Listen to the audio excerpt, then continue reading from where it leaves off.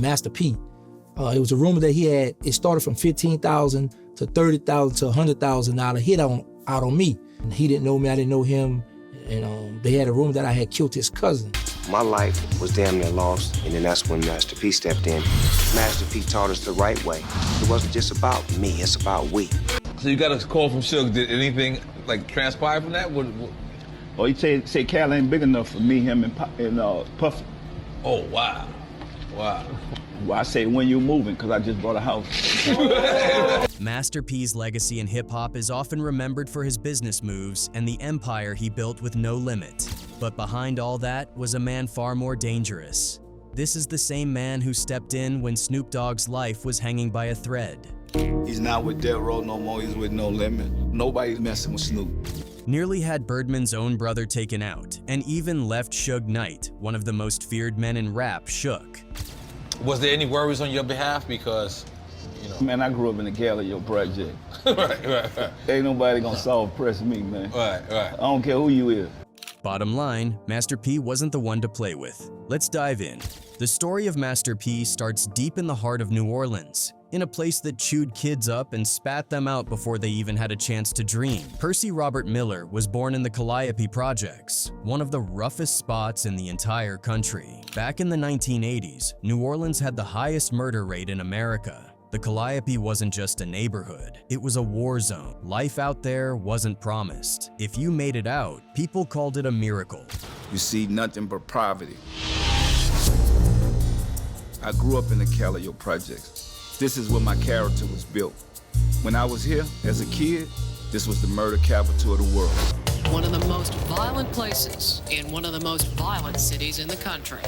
P's introduction to that reality came early. He saw his first dead body when he was just 5 years old. Two men were arguing over some beer when gunshots rang out. Looking out his window, he saw one of them lying dead on the ground. That kind of image sticks in your head forever. From that moment on, the world around him felt cold. Nights were filled with gunshots, and kids in the Calliope didn't panic when they heard them. They just dropped to the floor like it was second nature. That's the environment that hardened him, the foundation that would shape the man he became. I'm like 5 years old. I hear these guys arguing over beer. I hear the shots. Seen the guy on the ground dead.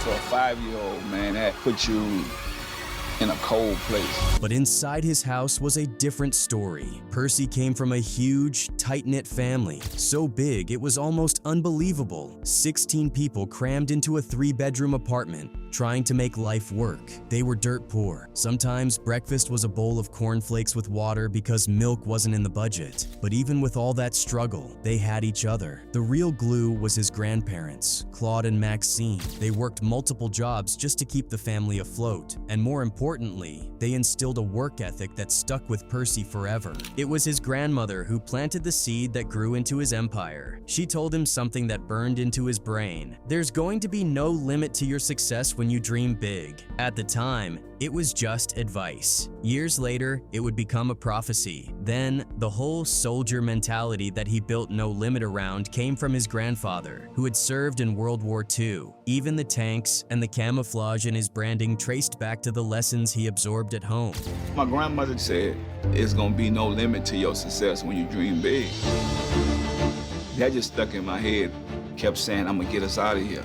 I don't know how, but one day I'm gonna be rich. For Master P, basketball was supposed to be the way out. That was his first ticket to freedom. He wasn't just good, he was a star. He averaged close to 30 points a game and earned himself a scholarship to the University of Houston, which at the time was the place for hoops. The home of Phi Slama Jama, the same squad that produced legends like Hakeem Olajuwon and Clyde Drexler. This was his shot not just for him, but for his whole family. But life had other plans. During his freshman year, during a simple practice, he went up for a layup, came down awkwardly, and heard that dreaded pop, torn ACL. In the blink of an eye, his NBA dream was gone. All the hours, all the hope, all the escape routes, Snatched away, he limped back to the projects on a bus ride that felt longer than life itself. To him, it was like being sent back to square one, and the streets welcomed him. He tried doing the right thing first, even worked a legit job selling cell phones. But it was commission only, and the checks never came. Meanwhile,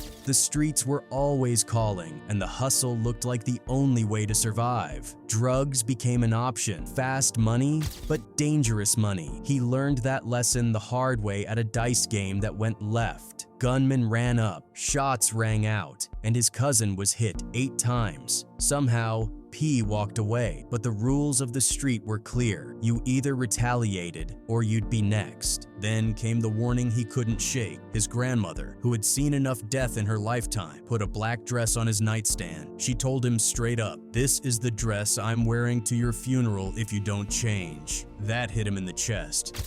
That night, my grandmother put a black dress over the nightstand.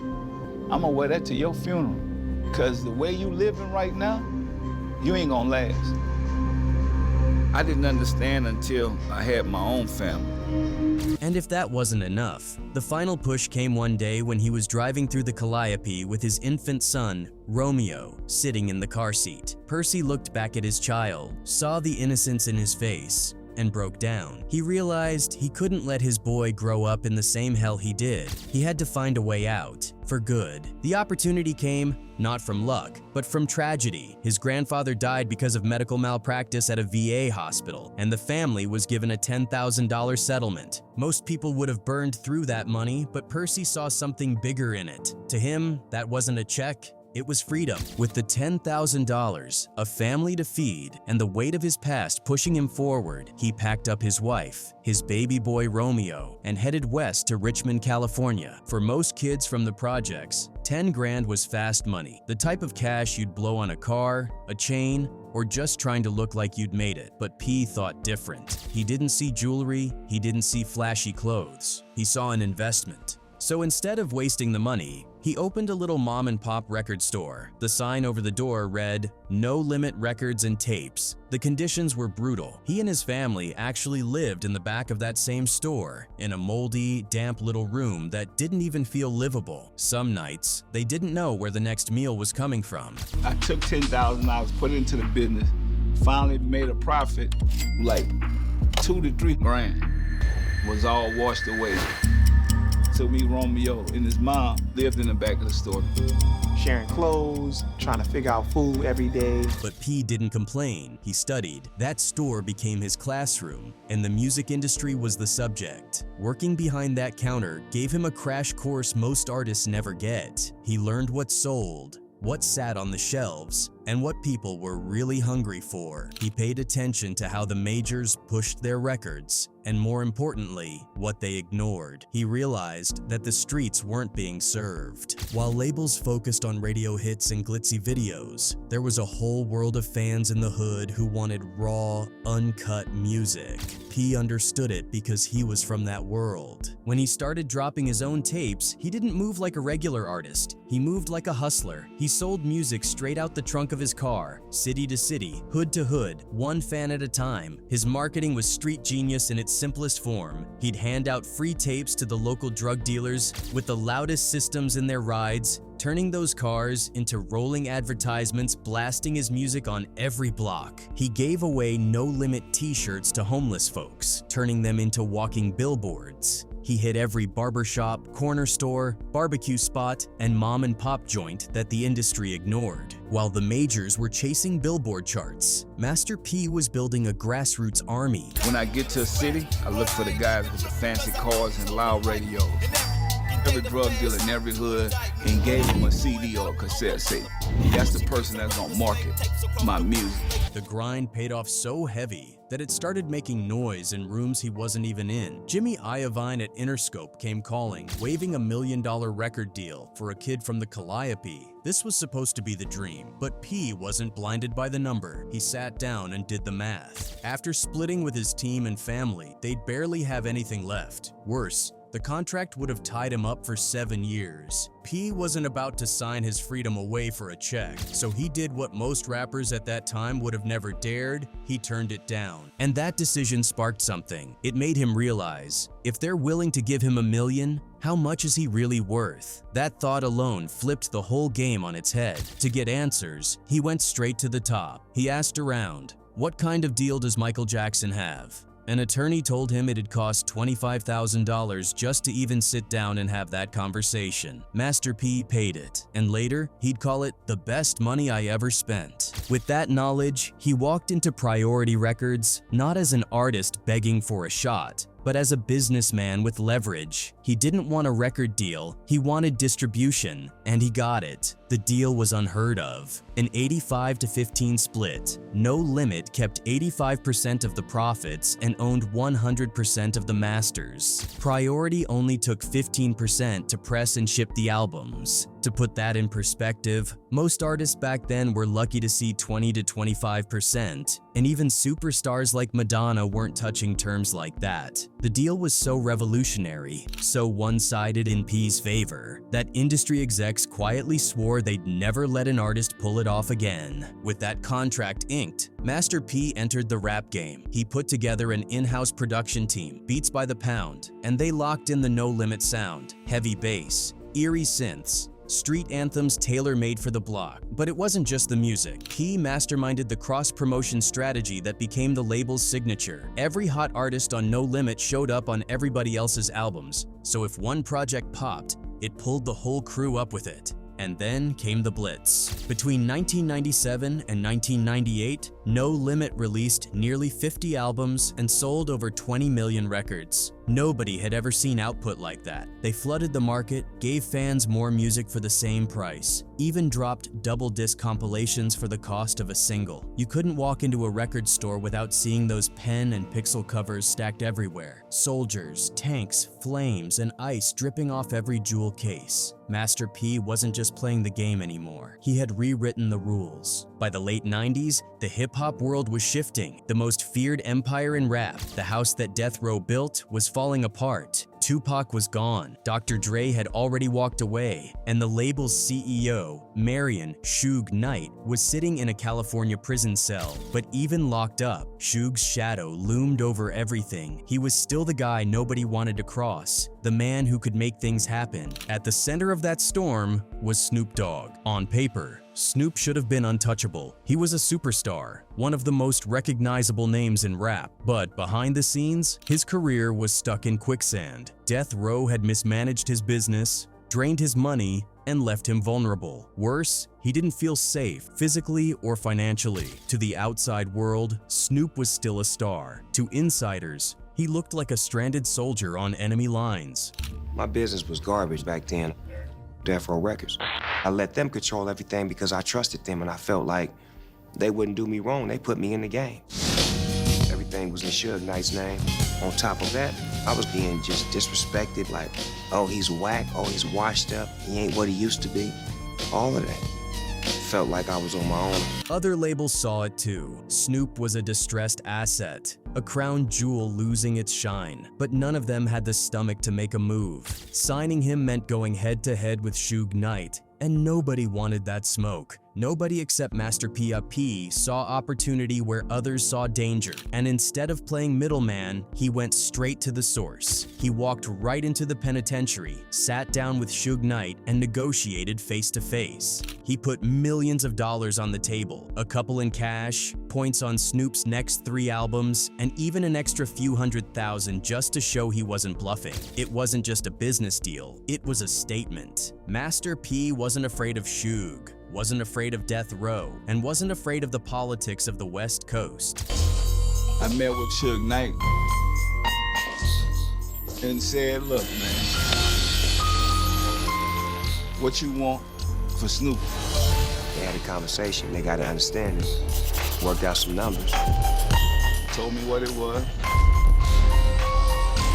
and I put an extra $200,000 or $300,000 on it. When the ink dried, Snoop Dogg became a no-limit soldier. But just because the paperwork was done didn't mean the drama disappeared. If anything, the streets were watching closer than ever, and it didn't take long for the tension to boil over. In 1998, during the I Got the Hookup comedy jam at the Universal Amphitheater, things came to a head. The place was packed, sold out, fans screaming as the No Limit crew performed on stage. But backstage, Snoop was alone. That's when 7 Death Row affiliates stepped to him. They pressed him, leaning in, demanding that he apologize to Suge Knight right then and there. So now they were like, you owe Suge apology.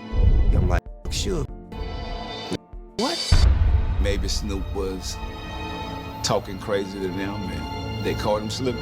Snoop wasn't having it, and he stood his ground. That's when fists flew. A punch was thrown, chaos erupted, and Snoop bolted for safety. Word traveled fast. On stage, Master P and the No Limit soldiers heard what was happening. Without hesitation, they dropped their mics mid-performance and ran off stage to back up their guy. The crowd panicked. Gunshots from the backing track had people thinking there was a real shootout going down. By the end of the night, it wasn't rappers squaring off, but No Limit soldiers staring down nearly 20 police officers, shotguns pointed directly at them. It was a standoff, tense as it gets. As soon as we come out the door, we got officers drawing pumps in our faces and helicopter, blugga, blugga, blugga, blugga, get on the ground. That night cemented Snoop's loyalty, but Master P's most important move came after the dust settled. Fresh off the signing, Snoop was ready to strike back. He wanted revenge. His plan was to drop a full-on diss album called F Death Row, aimed squarely at Suge Knight. To him, it was personal, but P knew better. He knew that kind of move wasn't just risky, it was suicide. A project like that would have been a death sentence, not a career move. And so, Master P shut it down. He told Snoop that the album wasn't happening, and Snoop would later admit that decision probably saved his life. Suge didn't take the slight lightly either. He once called P and told him, "California ain't big enough for the both of us." P's response was classic. "When you moving?" That one line showed just how unshaken he was. Years later, Suge would still be ranting about Master P from behind bars, clowning his music, mocking his business, even ridiculing the No Limit logo. But the truth was clear. The Colonel of the Tank had carved out space in Suge's head that he could never evict. While Master P was flexing his power on the West Coast, making bold moves that nobody else in hip-hop dared to make,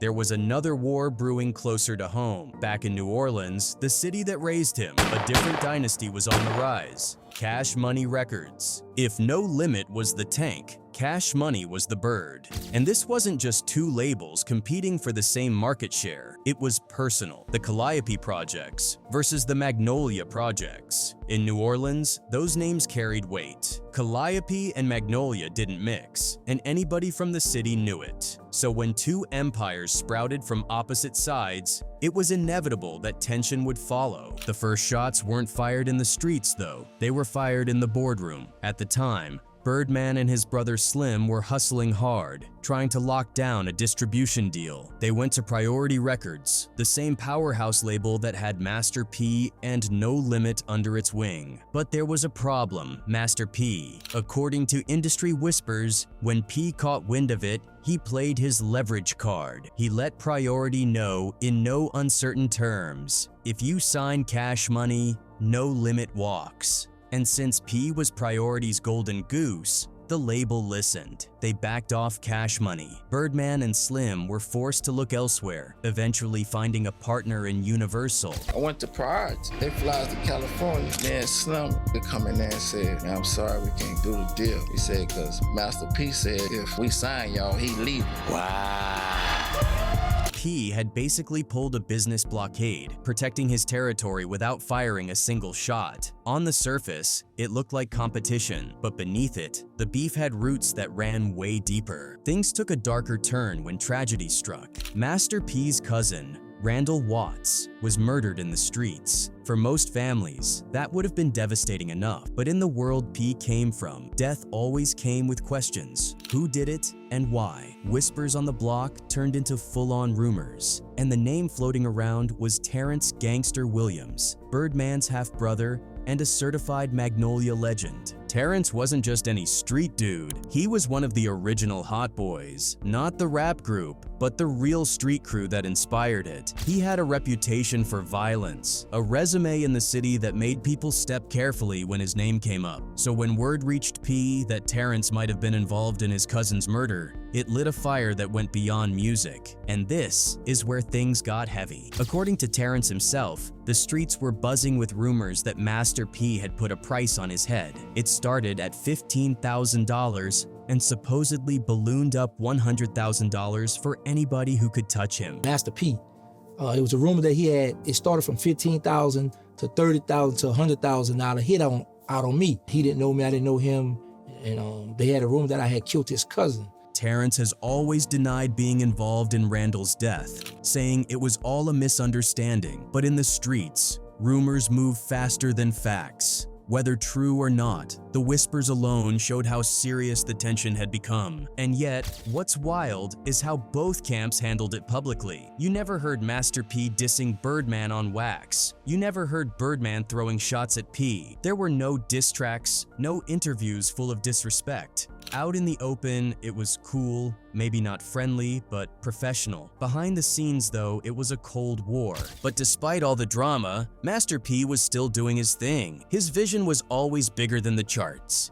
He didn't just want to run a label, he wanted to build an empire that touched every corner of culture. Even at the height of No Limit's dominance, when it felt like every week a new soldier was dropping a gold or platinum record, P was already branching out. He was one of the first rappers to realize hip-hop could live in retail stores the same way Nike or McDonald's did. He launched No Limit Films, a direct-to-VHS hustle that completely changed the way rap stories were told. His first big one, I'm 'Bout It, wasn't polished or Hollywood ready, but it didn't need to be. It was raw, real. Then in 1998, he went bigger with I Got the Hookup. And this time, he didn't just win in the streets, he won in theaters too. The film pulled in over $10 million at the box office, proving that P could play on Hollywood's turf without begging Hollywood for a seat at the table. But he didn't stop there. P dipped into sports management, signing NFL athletes, including Heisman Trophy winner Ricky Williams, to his agency. He started clothing lines, shoe brands, and even built a real estate company that managed over 100 properties around the country.